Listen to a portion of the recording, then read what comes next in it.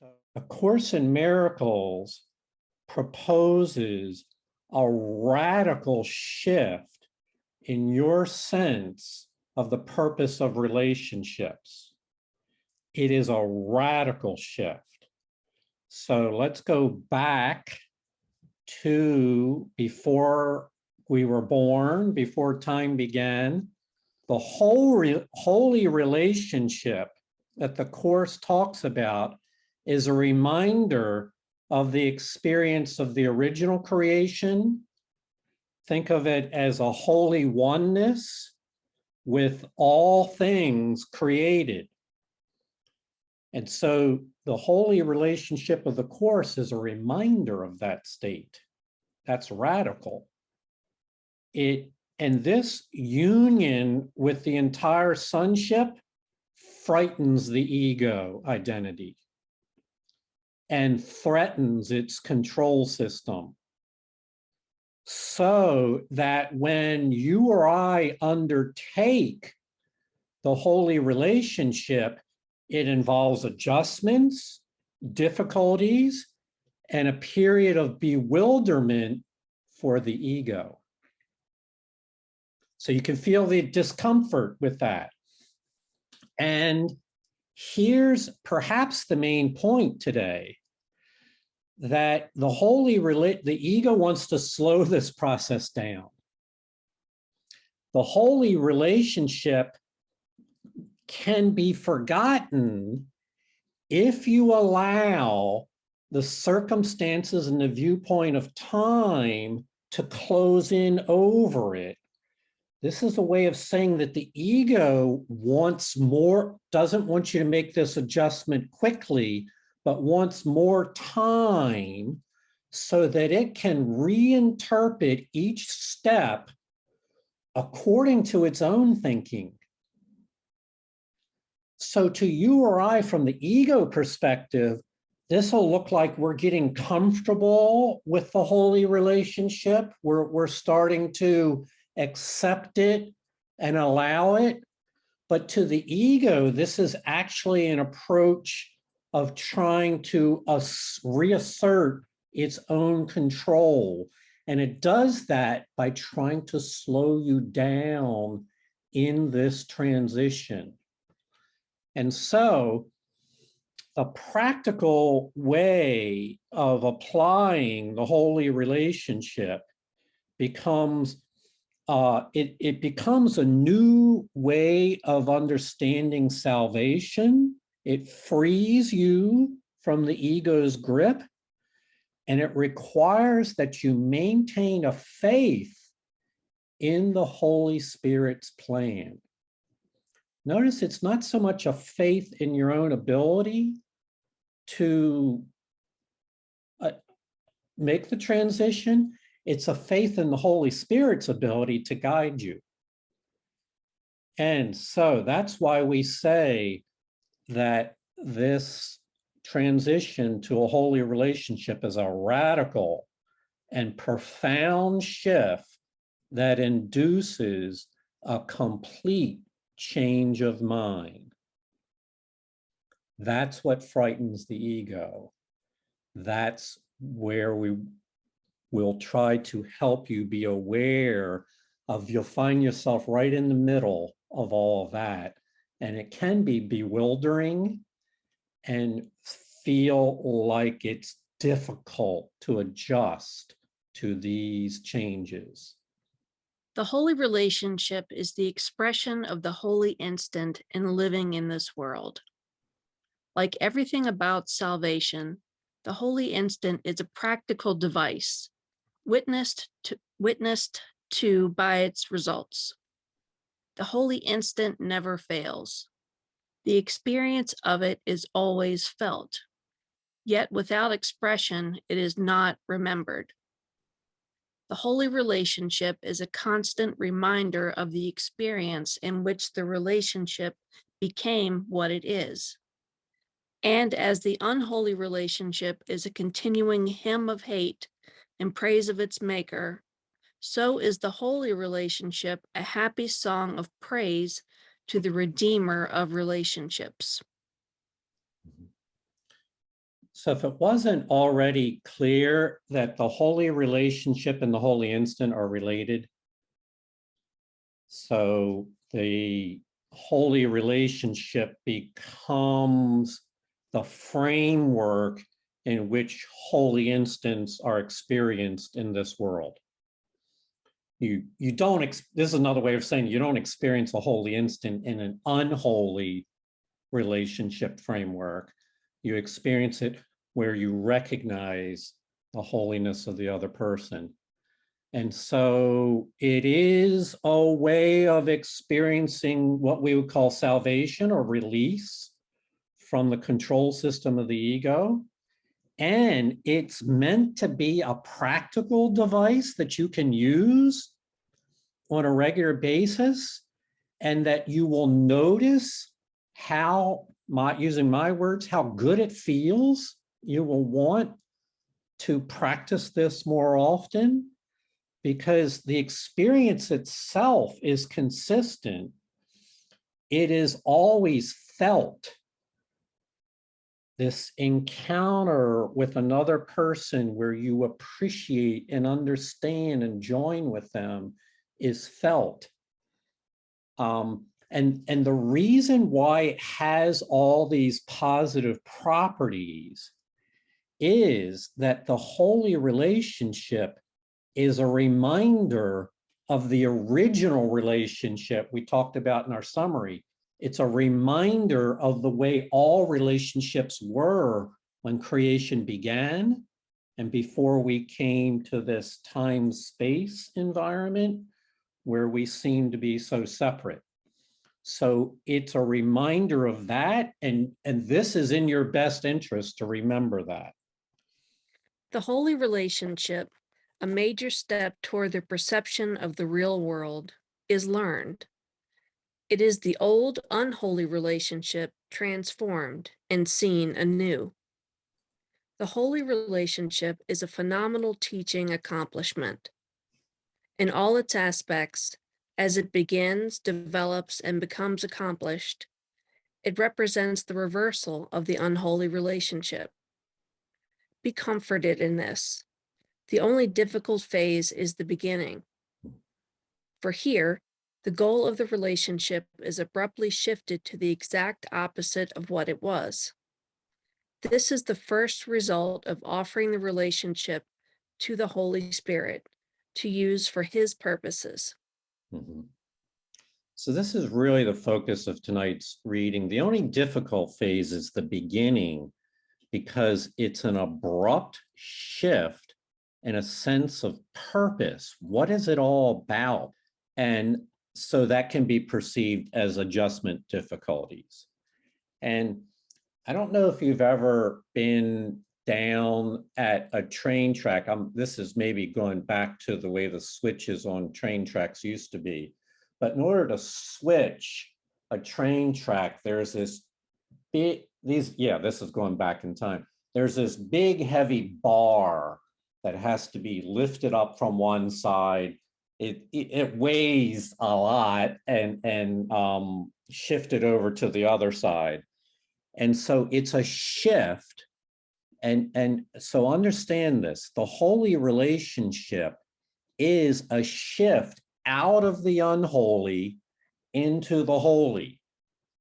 So the ingredients that we've had from our past, a relationship based on guilt and fear and judgments, that content is taken in by the Holy Spirit and transformed into or repurposed into a holy relationship, transformed and seen anew. So this is amazing, right? We have perhaps past troubles that become transformed, not because you and I know how to do these things, but because the Holy Spirit has already seen the outcome of all time and space, knows what perfection looks like, and draws these things to her for the purposes of healing. So it's a reversal of the unholy relationship. So whenever I do this motion here, like we're switching to the other side, that's what I'm talking about. It's a reversal. And the focus of this content here is on the amount of time that you're willing for that to occur in. And the theme of tonight is Spirit wishes you to do it now and immediately and not delay. So the way that shows up in your own life is when there's an irritation or let's say your mind starts focusing on what you believe to be the mistakes of somebody else. They did something wrong. The quicker you process that and give that into the hands of the Holy Spirit, the better.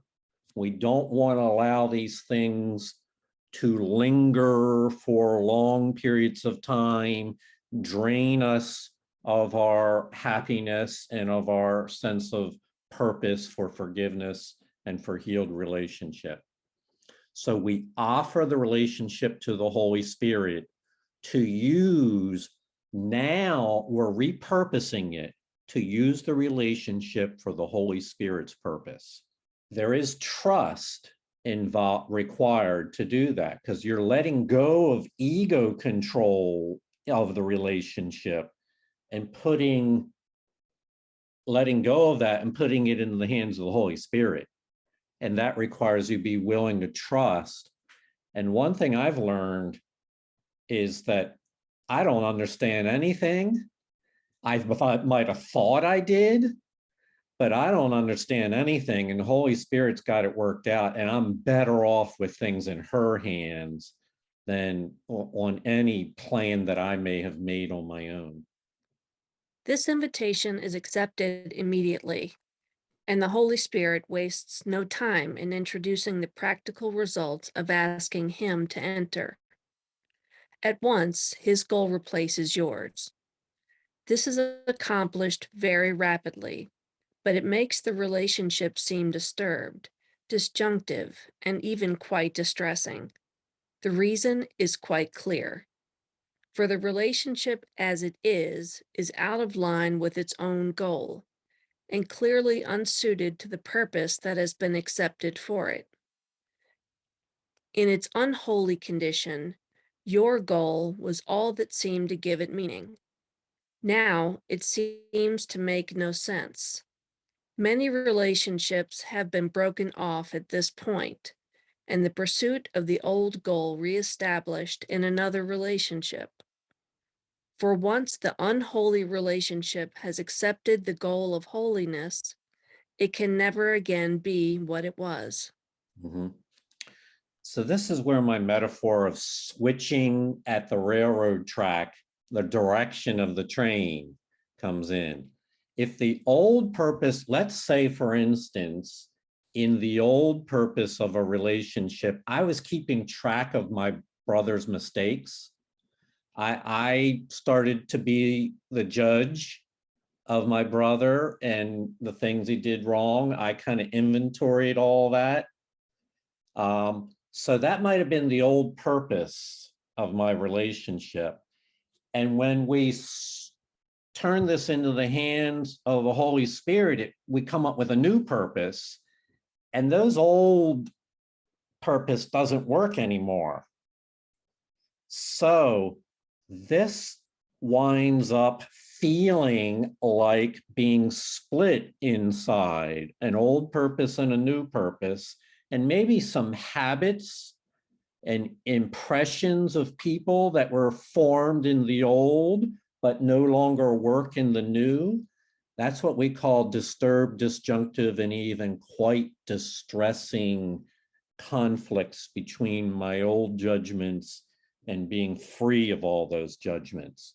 Because it's out for now, the new purpose of a holy relationship makes those old impressions out of line and clearly unsuited to the present.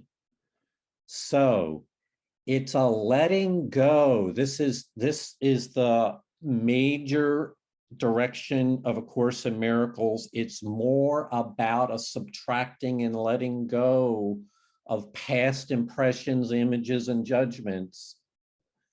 And Holy Spirit has all the answers. You don't need to come up and be the source of any answer. She's got all that under control. You just have to be willing to let your goal, born in the unholy relationship, go. For now, in the new relationship, the old goal makes no sense. And here's a warning.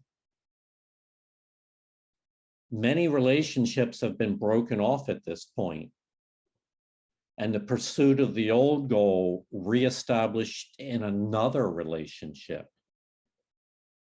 For once the unholy relationship has accepted the goal of holiness, it can never again be what it was. So, Course in Miracles does not advocate you break the relationship. It advocates you repurpose it into the hands of the Holy Spirit and bring healing to the relationship. But know that your ego might be tempted to want to call it quits. This can happen. So it's a letting go of the ways in which, and sometimes these are with people that we've known for a long, long, long time. And so this can be a process of really letting go. This will change you from within, rewire your thoughts and feelings towards someone that's close from within.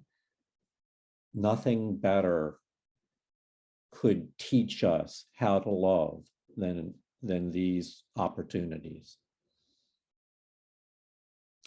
And yet, it might seem quite distressing when you're in the middle of it. Is in order to avoid all of that interim conflict, do it quick, face it now, don't delay. Only a radical shift in purpose can induce a complete change of mind. Do not give the ego the time to reinterpret slowly but surely what's going on in its own terms and fool you into believing in the ego's interpretation. The temptation of the ego becomes extremely intense with this shift in goals.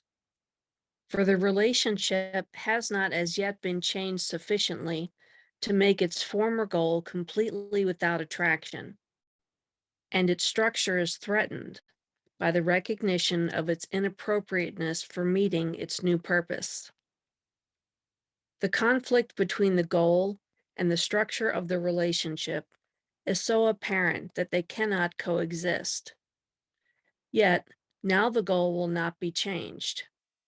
Set firmly in the unholy relationship, there is no course except to change the relationship to fit the goal. Until this happy solution is seen and accepted as the only way out of the conflict, the relationship may seem to be severely strained. May seem to be severely strained. From the ego's point of view, it is. But then again, that was its intent. So there's a couple terms here that don't let them confuse you. They use the idea of the goal and the structure. This can be thought of as content and form. So I have a relationship with someone that I've known for 5-6 years. We talk twice a week. And the structure of our relationship often became, when we get together, he would pour out his problems in adjusting to the world. That was the topic of conversation often. So that became like a structure or a form of it. And that relationship is changing now because and because the content that is worthy, that is Holy Spirit directed, is not to affirm the nature of problems and the difficulties of life. It's how to heal. It's how do we heal from these? How do we move forward in these? So content and form in this symbol system here, it's the holy goal given by the Holy Spirit versus the old structure established in the past based upon what were usually problems and mistakes, grievances and judgments. So while that is all in the mix in this switching from the old into the new, it may seem that the relationship is strained, but have faith in the Holy Spirit's plan. The strain is what I'll call a dream in time. It doesn't always look pretty, it's difficult, but have faith in the goal. This is where the trust comes in. While momentarily it may be what we would think of as unstable, trust that the outcome is safe in the hands of the Holy Spirit. It would not be kinder to shift the goal more slowly, for the contrast would be obscured, and the ego given time to reinterpret each slow step according to its liking. Only a radical shift in purpose could induce a complete change of mind about what the whole relationship is for. As this change develops and is finally accomplished, it grows increasingly beneficent and joyous. But at the beginning, the situation is experienced as very precarious. A relationship undertaken by two individuals for their unholy purposes suddenly has holiness for its goal. As these two contemplate their relationship from the point of view of this new purpose, they are inevitably appalled. Their perception of the relationship may even become quite disorganized. And yet, the former organization of their perception no longer serves the purpose they have agreed to meet. Mm-hmm. To the ego, this is appalling. As it says, it can be experienced as very precarious. So the ego's on alert, it feels threatened, and its approach is let's slow things down towards this goal of holiness. Let's take more time for this. And so be clear here, it would seem to the ego to be kinder to go more slowly. But in truth, it would not be kinder to go slowly. We do not want to give the ego time to reinterpret these steps in its own framework. And yes, so that I think is a key message from today. Only a radical shift in purpose can induce a complete change of mind. So there's these two viewpoints, the one that existed in the past that is being released and let go. And as we release it, it becomes appalling, the difference in the new goal versus the old goal. So the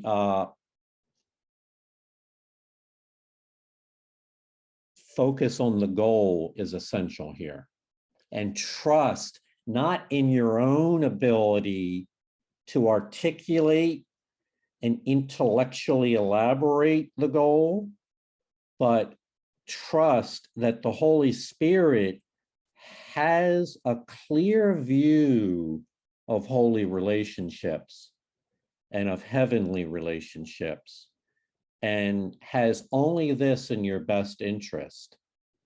And therefore, we need guidance going forward. We're like little children in her gentle, loving arms. Julie? This is the time for faith. You let this goal be set for you. That was an act of faith. Do not abandon faith now that the rewards of faith are being introduced. If you believed the Holy Spirit was there to accept the relationship, why would you now not still believe that He is there to purify what He has taken under His guidance?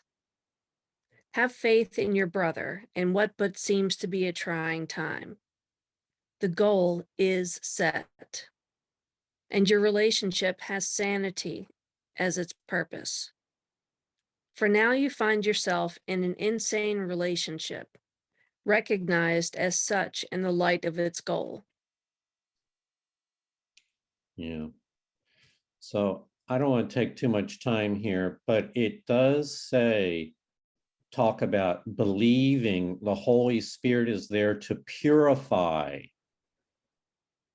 the relationship, and all of the attitudes and structure that was built up in the past. The Holy Spirit is there to transform that into a loving and forgiveness-based set of encounters.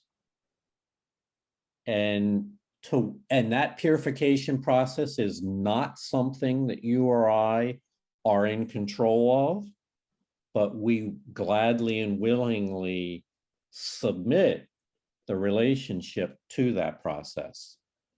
And so have faith in the goal, have faith in the ability of the Holy Spirit to understand the outcome, and to, along the way, purify all the resentments and grievances and past memories and judgments and habits of interacting that were a part of the old structure. Her ability to purify these things so that the new perception of the holy relationship might emerge. Janet, you had your hand up. And I apologize for being late. I feel real badly about that. But yeah, I have a friend who's been wanting to get together. And, you know, she knows nothing about about the Course in Miracles. And I've changed, and, you know, she's pretty evolved, but we're growing. Yeah, I find myself not really wanting to get together with her. But then, having heard this, I thought, well, like maybe I could, and and come from a different, you know, and not, because, you know, my ego likes to be really sneaky and think that I'm doing the Course when it's my ego. You do that? Yeah, just, can you imagine? Oh, imagine that. Imagine that. Yeah. Hi. I know. Who would have thought, right? And yeah, I guess I answered my question. I guess I You did. Think of it in this framework, Janet, is the structure of the old relationship. It's okay to not want to perpetuate that anymore, the old goal, and go back to what was. This journey in faith is about the new goal and the new structure that will emerge out of it. And that's where this transition difficulty comes in. And so what do? We place faith not in our own ability to guide that transition, but in the Holy Spirit's ability. and be entirely willing to work with her direction. Thank you. Yeah, yeah, thank you. Julie, you had your hand up? Yeah, this reminds me a little bit about what Susie was talking about yesterday. I think it's a really close fit, actually. And I didn't relate to it as strongly yesterday, I think, as the way that Janet put it today. And you know, I think when I'm not interested, spirit would see me, I tell a story like this. I'm kind of a weirdo. I don't fit in. I have too much unhealed trauma. My moods shift a lot, and I find that there aren't many people I want to hang out with, and I don't want to not be able to really be myself, but I'm not sure this relationship offers me a way to show up um, cleanly and in resonance with the part of me that would like to talk about things like my relationship with God, my relationship with myself, on and on and on. And so for me, I have made choices not really to be in contact in the same way as I had before. And recently, the shift that I experienced was something that I could see was completely internal between me and the Holy Spirit, such that I didn't any longer see that other person as not the right fit. My perception shifted, and I felt generous, and I felt not charitable, meaning not that that other person needed something great that I had, but I felt like I wanted to join with, again, not as a charity project, but I wanted to get reconnected. And what was missing was my sense that the other person's in some way wasn't a good fit for me. I don't think I did that though. I think the Holy Spirit did that for me. And I'm not saying that this is what you're saying, Janet, obviously, but that's just how it, that's, I think, how it has shown up for me. Yeah, we're all learning to navigate through these waters as change is occurring within us and change is occurring within the other person. And we're learning to trust and put our faith in the Holy Spirit.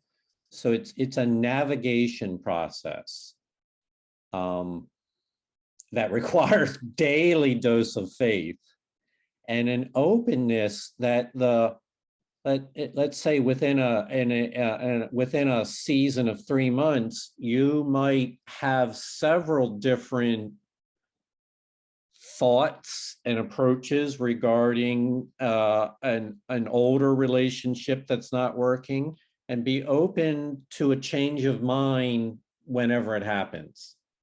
Not fixated on a position. I'm never going to call this person again, or only if they call me, or whatever, but open to an idea that is not even does not seem to be your own. Thank you both for sharing that. It was helpful. So, Julie, what does the ego counsel? Now the ego counsels thus: substitute for this another relationship to which your former goal was quite appropriate. You can escape from your distress only by getting rid of your brother. You need not part entirely if you choose not to do so, but you must exclude major areas of fantasy from your brother to save your sanity. So, Here so everything that you just said was the ego counsel. I'm sorry. Hear not this now. Have faith in him who answered you. he heard. Has he not been very explicit in his answer? You are not now wholly insane. Can you deny that he has given you a most explicit statement? Now he asks for faith a little longer, even in bewilderment. For this will go, and you will see the justification for your faith emerge, to bring you shining conviction. Abandon him not now, nor your brother. This relationship has been reborn as holy. Mm-hmm. And that's the whole paradox, is having faith even in bewilderment and not letting go of the relationship or letting go of your faith in the Holy Spirit to guide it.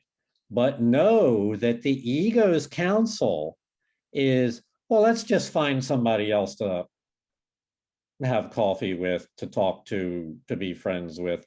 Let's get rid of this person. Or maybe not get rid of them entirely, but exclude them from major areas of our life. You can hear the separation strategy in that. Let's cut them out of our life. Because, yeah. So this causes bewilderment. These thoughts and feelings may arise in your mind and seem for a moment to be worthwhile listening to. But that's why we do this course, to distinguish between the gentle, loving guidance of Holy Spirit and this harsh, cruel, separate strategy of the ego. We need to learn to, it's two voices, and we need to learn to distinguish between those two voices. Jane, you had your hand up?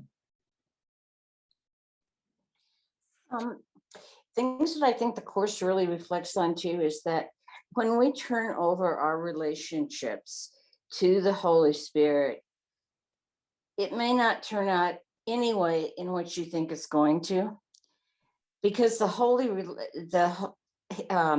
Holy Spirit heals relationships on the level of content, not form. Now, the appearance may be in form, but that wouldn't be the truth. That wouldn't be the correct thing. However, in the transformation and in my acceptance of that transformation, the relationship is healed. The other thing is that I learned many, many years ago by calling the Ken Wapnick's Course in Miracles Center. I had an issue with a friend who was just obstreperous, and obviously I was too, or I wouldn't have had the issue with her. So I was really upset. And so I called Ken Wapnick, and he wasn't available, but I talked to, I think it was Gloria. I don't know who I talked to, but anyway, she said, now, Jane, just remember, even though you are not capable of usurping the power of the Holy Spirit, you sure can try. So stop trying to usurp the power of the Holy Spirit and stay in peace. And sure enough, I did. I let it completely go, and it healed in the way it was supposed to heal. Yeah. Thank you. Oh, thank you for recalling that healing experience. Yes, and so funny. My ego thought, well, usurping the power, let's give it a try anyway. I mean, that's the whole basis of the ego, is we're going to resist the power of heaven and declare our opposition against it. So you really verbalized that so clearly. All right, thank you. We'll go on. Julie? We're at 8, yes? Yes, we're going to read 2 paragraphs here. Okay. Accept with gladness what you do not understand, and let it be explained to you as you perceive its purpose, work in it to make it holy. Try that again. Accept with gladness what you do not understand, and let it be explained to you as you perceive its purpose. Work in it to make it holy. You will find many opportunities to blame your brother for the failure of your relationship, for it will seem at times to have no purpose. A sense of aimlessness will come to haunt you and to remind you of all the ways you once sought for satisfaction and thought you found it. Forget not now the misery you really found, and do not breathe life into your failing ego. For your relationship has not been disrupted, it has been saved. You are very new in the ways of salvation and think you have lost your way. Your way is lost, but think not this is loss. In your newness, remember that you and your brother have started again together, and take his hand to walk together along a road far more familiar than you now believe. It is not certain that you will remember. Is it not certain that you will remember a goal unchanged throughout eternity? For you have chosen but the goal of God, from which your true intent was never absent. So we're talking about transition difficulties here and acknowledging there's a tendency to revert back to, as Jane said, usurping the Holy Spirit's plan. There's a tendency to want to blame our brothers, to have a feeling of being lost and aimless, to feel miserable about it all, because the ego loves all that blame and misery.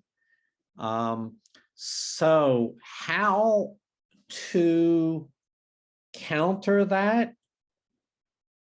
And we talked about this 3 weeks ago, about the idea of not understanding and acknowledging I don't understand, but I trust in the faith of the Holy Spirit to understand.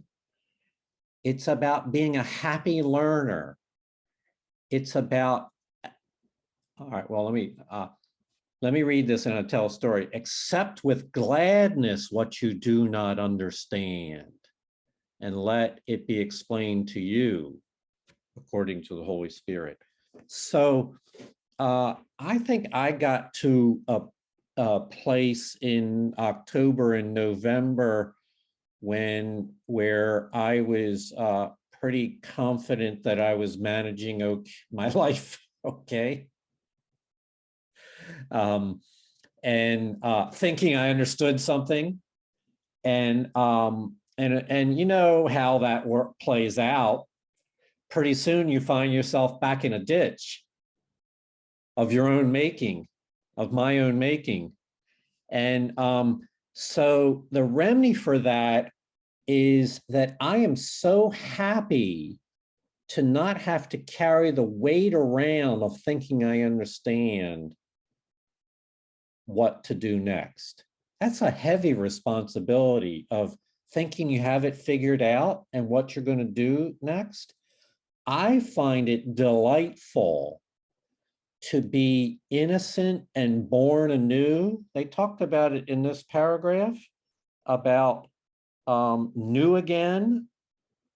In your newness, remember that your brother had started again together. So it's about not knowing, not understanding, and being totally happy and blissful in that. And it works for me.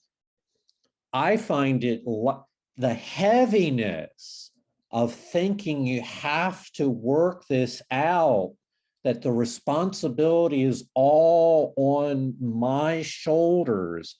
I'm thrilled to not carry that. And therefore, and I've shared this before, new every morning. If you are willing, you start anew every day, fresh. with no guilt from the past, no guilt whatsoever. We're new, innocent. And as we read last week, only loving thoughts from the past are retained. It's a selective memory. The Holy Spirit retains only loving thoughts. Everything else is starting day one here. Perfect innocence. That's true.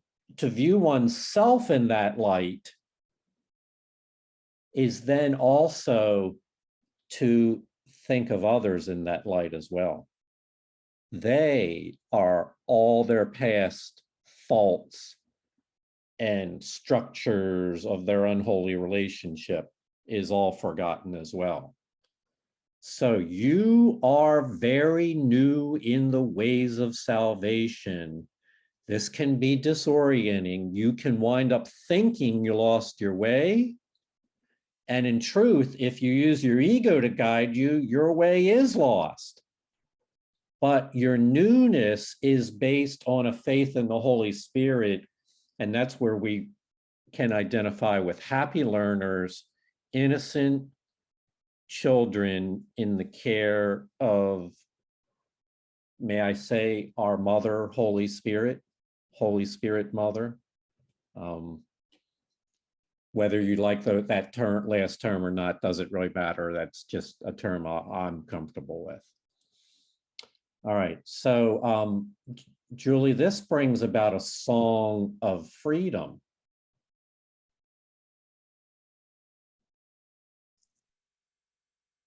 I'm sorry. Number 10.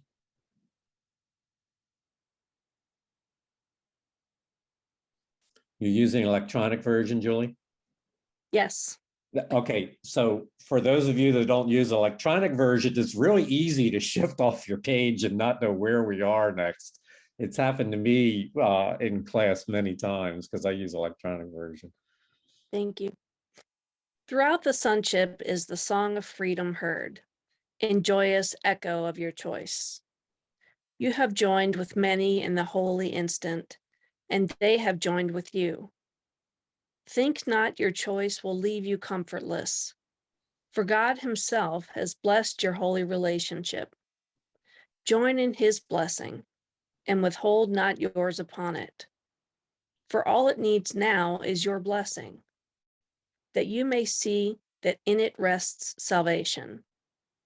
Condemn salvation not, for it has come to you, and welcome it together, for it has come to join you and your brother together in a relationship in which all the sonship is together blessed.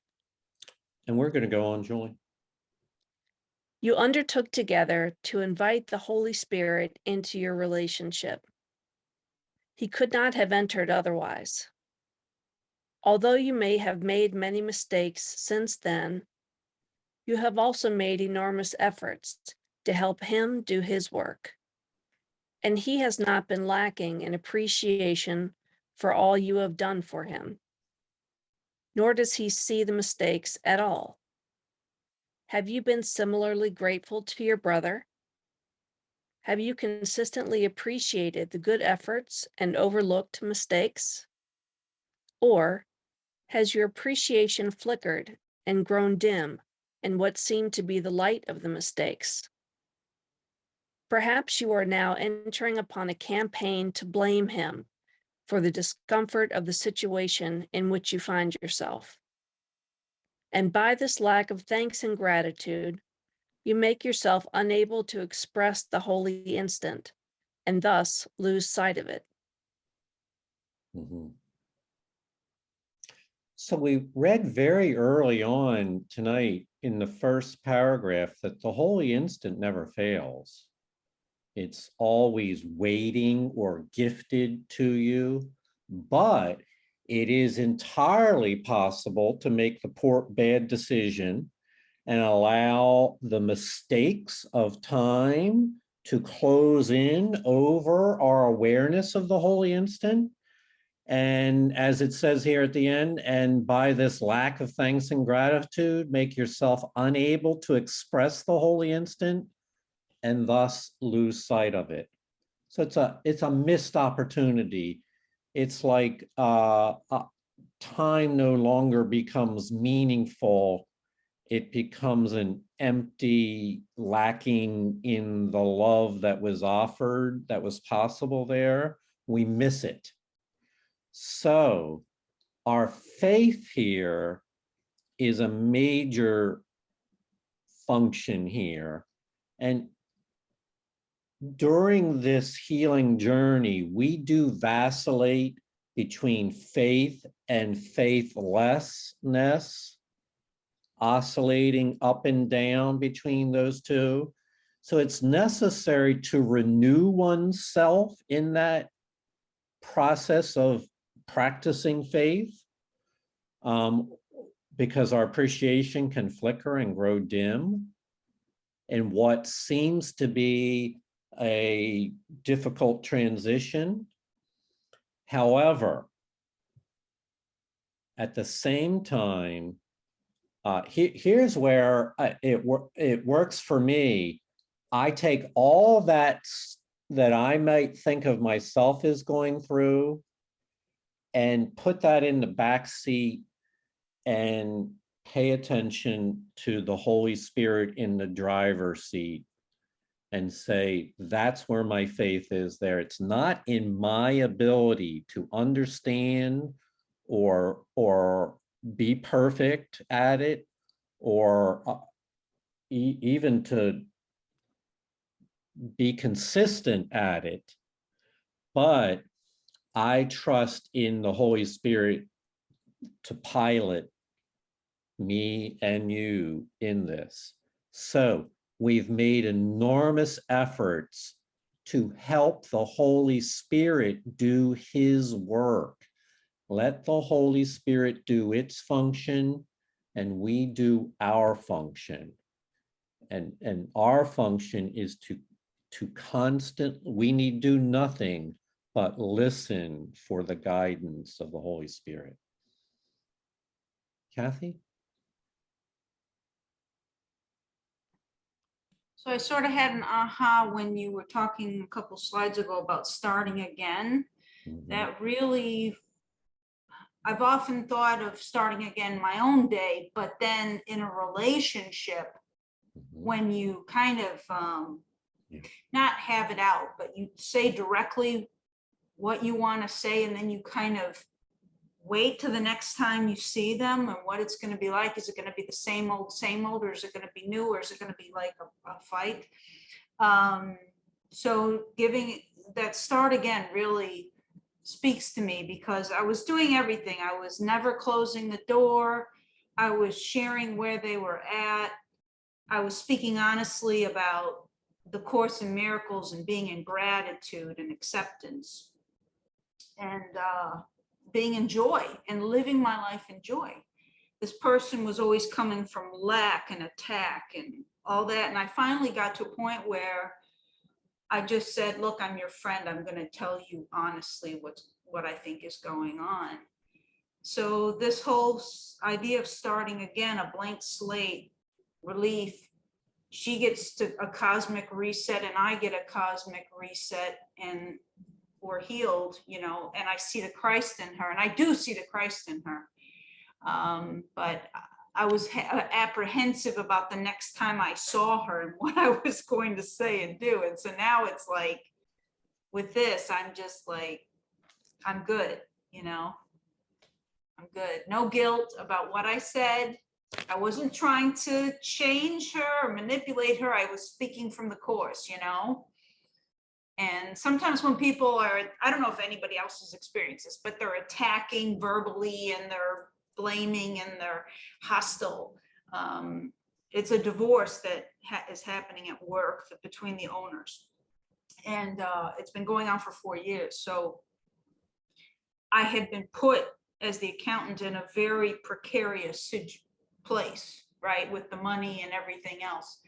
And but I finally just said it directly. And so that really helped. That start again really did it for me. Thank you. Mm-hmm. Thank you, Kathy. And thank you for your term of cosmic reset. cosmic reset. So I advocate a cosmic reset every day. I prefer to do that in the first 10 minutes upon waking. Cosmic reset. What do I have from the past? Only loving thoughts. No ledger of grievances and judgments against myself or against anybody else. I got all that's gone because we've reset. I don't know if you've ever reset a cell phone or a computer. It kind of goes back to factory settings and everything that you entered in is gone. If you understand that, it's a metaphor, right? Do one of those on yourself. Back to your innocence. This is what innocent perception is. I got no baggage that I am bringing forward from the past. A cosmic reset. That's great. Thank you. All right, we'll go on. Thank you for sharing that, Kathy. The experience of an instant, however compelling it may be, is easily forgotten if you allow time to close over it. It must be kept shining and gracious in your awareness of time, but not concealed within it. The instant remains, but where are you? To give thanks to your brother is to appreciate the holy instant and thus enable its results to be accepted and shared. To attack your brother is not to lose the instant, but to make it powerless in its effects. Mm-hmm.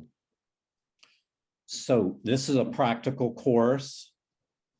As always, the question is, all right, what can we actually do today and tomorrow in any of our relationships or situations? What can we do that was easily within our doing? And you'll remember, those of you who are regulars, the classes that we did on spiritual communications. Open the line of spirit communication. Here's the first variety. It involves thanks to your brothers, appreciation of the holy instant of the gifts. It's a sense of prayerfulness that is full of gratitude and appreciation. It must be kept shining and gracious in your awareness. Otherwise, we lose sight, we lose communication, and then the instant is still there, but where are you and your awareness? This is very profound to me. Lyle, I think you would really connect with this. The idea is there's this, so I'll just use a metaphor, like this light that's shining out of the Holy Spirit. It's loving and kind and healing. And it's there, but if my mind starts going down the list of other people's mistakes and problems, my mind doesn't recognize the light that's there because I've chosen to give my attention to problems instead of an awareness of giving thanks and appreciation and staying in touch with spirit.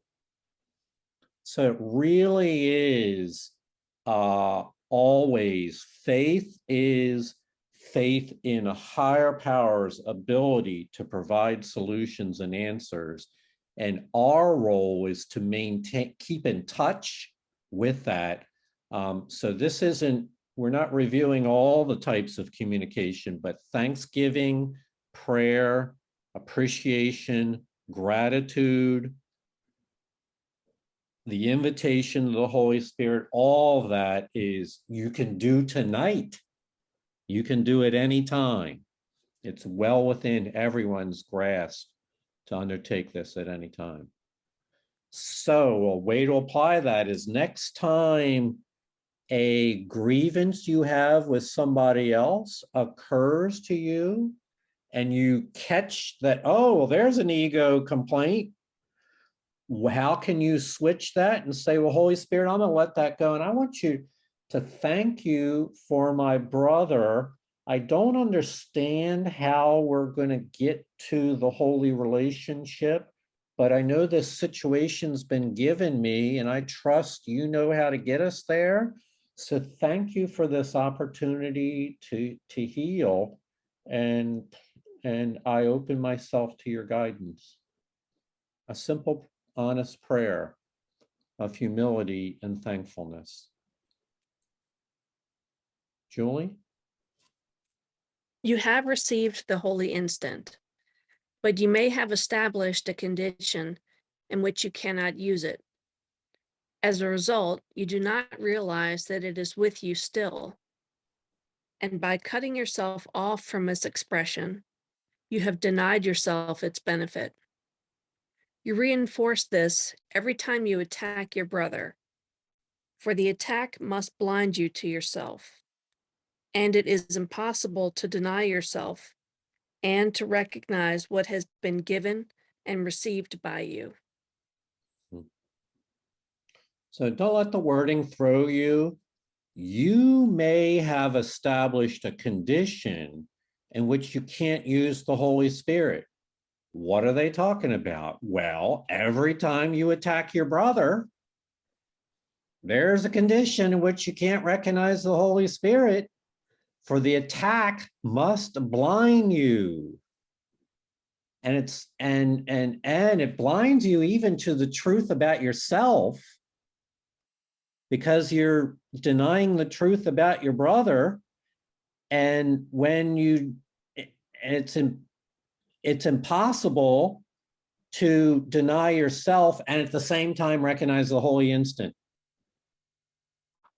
Does that make sense? Like, I'm really just here to find everybody else's problems, and I'm going to try to experience the holy instant at the same time.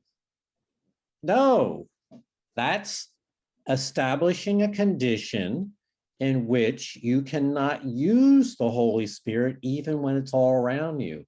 As a result, you do not recognize that it is with you still. It's not like the Holy Spirit leaves you for the day when you attack someone and says, all right, I'll come back tomorrow when you're in a better mood. The Holy Spirit's there, but to your awareness, it would be as if it's impossible to recognize. All right, so these things are pretty easy to understand. The thing is to break the pattern of attacking our brothers, doing their inventory, listing their mistakes, or doing that to yourself. That's the real one, doing it to yourself. Julie? You and your brother stand together in the holy presence of truth itself. Here's the goal, together with you. Think you not the goal itself will gladly arrange the means for its accomplishment? It is just this same discrepancy between the purpose that has been accepted and the means as they stand now, which seems to make you suffer, but which makes heaven glad. If heaven were outside you, you could not share in its gladness. Yet because it is within, the gladness too is yours. You are joined in purpose, but remain still separate and divided on the means. Yet the goal is fixed, firm, and unalterable, and the means will surely fall in place because the goal is sure. And you will share the gladness of the sonship that it is so. So let's take a minute to make this really practical. Think to yourself, in the last 2 weeks, someone that you may have had a grievance with. It can be of any size. Someone in the last 2 weeks, so we're talking recent, where their mistakes, their problems, their issues, you allow that to percolate in your mind.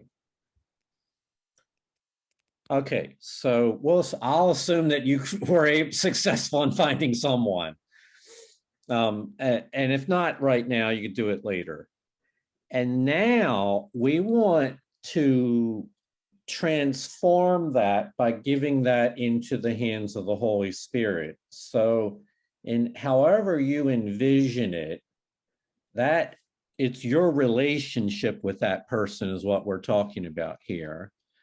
We want to envision that you are transferring that relationship into the guidance of the Holy Spirit to bring about healing and wholeness.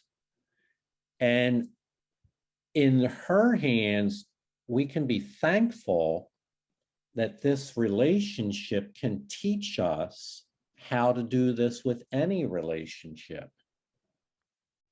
So the key is to get your heart, not just your mind, but your heart, into a state of being grateful to this person, that this can help heal you as well as heal them. That this is the very purpose of healing, is to take these kind of situations and let Holy Spirit guide the steps forward from here. And so we thank you, Holy Spirit, that in your hands, all things are possible. And we place our faith there in your ability to bring healing into all our relationships. Thank you, sweet Spirit. Thank you.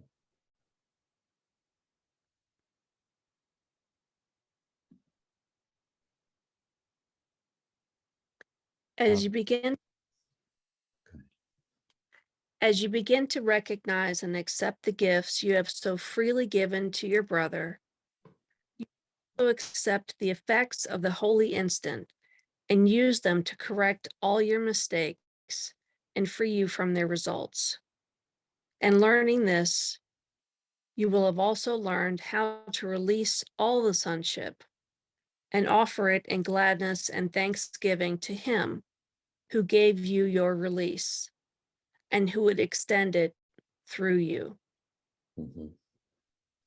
You know, Jane has often said that this healing journey works like a hologram, where you've got what seems like a piece, a relationship between you and someone else that you have a grievance with.